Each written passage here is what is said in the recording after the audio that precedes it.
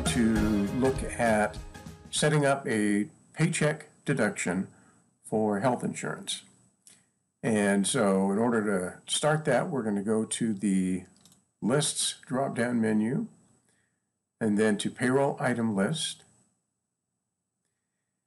And I'm going to click the Payroll Item button here, select New. I'm going to select Custom Setup. So it gives me a couple of options that the other selection doesn't. And QuickBooks wants to know, well, what kind of a payroll item do we want to set up? There are all of these types. Well, it's already set to deduction, and that's what we want. We're going to be deducting from the paycheck, so I'm just going to click Next. What do we want to name it? Let's name this, health insurance deduction. How's that? Okay. I'll click Next. This would be the vendor to pay those amounts to after they were deducted from the employee paycheck. It's optional, as is this field, which is the policy number or account number that we have with the insurance company. You can put that in. Again, it's optional. Those amounts will fill out if you create a check from payroll liabilities. This is the liability account where the deducted amounts should post. And sometimes when I'm doing something like this, I want to use a different account. And so I could scroll to the top of this list. I could select Add New, and I could create a new account, especially for these amounts, while I was right here in the process of setting up the payroll item. But I won't go through all that. Just for now, we'll leave it at payroll liabilities. Tax tracking type is probably the most important screen in all of the setup. If this were an after-tax deduction, this is selected correctly. There would be no tax tracking type. Often these are pre-tax items, and that's usually set here. This is something that if you're unsure, your insurance agent can help you with. You want to get this right. It's going to affect how all other taxes are deducted from the paycheck. It's going to affect how payroll reports are created in QuickBooks. It's going to affect how the W-2s print at the end of the year. So you don't want to guess here and then suffer the consequences when you have a lot of corrections to make at the end of the year. Better to double check now with your accountant, with your insurance agent, if you need the advice of those professionals, and be sure that you get this correct here. Shouldn't be any reason to change anything on this screen. If the previous screen is correct, this one is too. The amount is not based on quantity, right? It's just going to be a flat deduction each paycheck. There is no default rate or limit here because it can change with each employee. So we don't want to put the amount here. We're just going to leave that blank, and we'll set up the amounts for each individual employee. And that's it. I can click Finish, and I have my payroll item. All right, so the next step to this then would be to go to my employee list and to select who's going to get this deduction and how much it's going to be. So I'm going to select Greg Snyder from my list of employees. I'm going to double click on his name, which will bring up the edit window here. I'm going to go to Payroll Info, and then over here in this section, I'm going to select that new health insurance deduction item that I have right here. And then I'm going to tell QuickBooks how much. So I'm going to say $100 is going to come out of each paycheck for Greg. And then I'm going to click OK. Now, the next time I create a paycheck in fact, let's just do that. Let's go to an unscheduled payroll. Let's select Greg.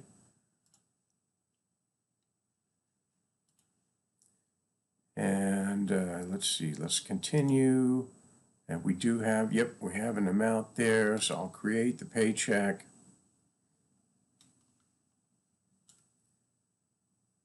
And we won't print that. We'll just click close. Okay, so we should have a liability now, but it doesn't show here. See, there's no health insurance deduction amount that we have to pay. That's because we have not set it up with any kind of a schedule. Now, there are two different ways of paying payroll liabilities in QuickBooks. I could go to create custom payments, and I think I would have to change this date to go all the way through December. Generally, if I use this method, which I don't really recommend, but I just want to show you it's here, I would always use January 1st in this from date field, and then the payday, which in this through field. And the reason for that is QuickBooks calculates everything on a year-to-date basis, so I really want to see what's happening for the year. If there was a mistake or an addition to an earlier payroll, then it's going to pick that up as long as I'm telling QuickBooks, or I should say allowing QuickBooks to look at the entire year. So here, once we get this window up, we should see, yeah, there it is right there. There's the $100 that we just created for Greg's paycheck. Now, most people don't want to use this method, and it's not really a method that I recommend for paying your liabilities. Much easier to make an error in this screen than it is here in scheduled liabilities. So our alternative would be then to set up a schedule for this health insurance item so that it would show in this screen right here. So to do that, I'm going to click on that Manage Payroll Schedules. It's going to take just a moment here as the payroll setup program loads. There we go. There's a couple of steps I can select here. The first section is tax payments. This is not a tax payment, so it's not going to be there. It's going to be down here in benefits, and it's going to be schedule payments is what I want. And there's the health insurance deduction right there. No regular payments scheduled. So let's edit that. It's not critical what date I use as due by. As soon as there's something due, it's going to show in that schedule payments liability section. I just want to get it on here somewhere. Let's say monthly. So we're going to pay it monthly on the first of each month. Okay. Finish here. And we go back to scheduled liabilities, and there's the health insurance deduction. It's due on January 1 of next year because we gave him a December paycheck. This is all that's affected by selecting that date in that previous setup screen. All right, I could have used the first of the week or something, in which case this would be showing a December date. Often our options there will not match exactly when that bill is going to come due. So we're just going to pick something as close as we can. Okay, now the final problem that I want to look into with this video is how do we pay the amount? Because usually the deduction from the employee's paycheck is only part of the premium that's due. The company is also paying part of the premium. Now, there's a couple of ways to deal with that. One is,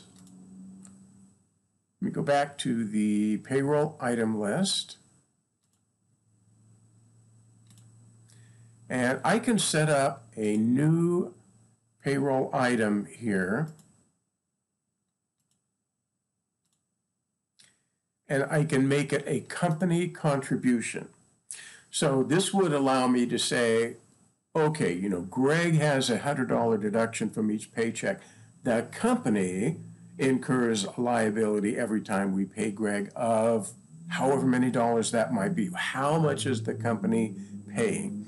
And I can set up this item to do that. I'm not going to go through that because It's a good method and it's a good idea, but a lot of people have difficulty. A lot of people can't use it.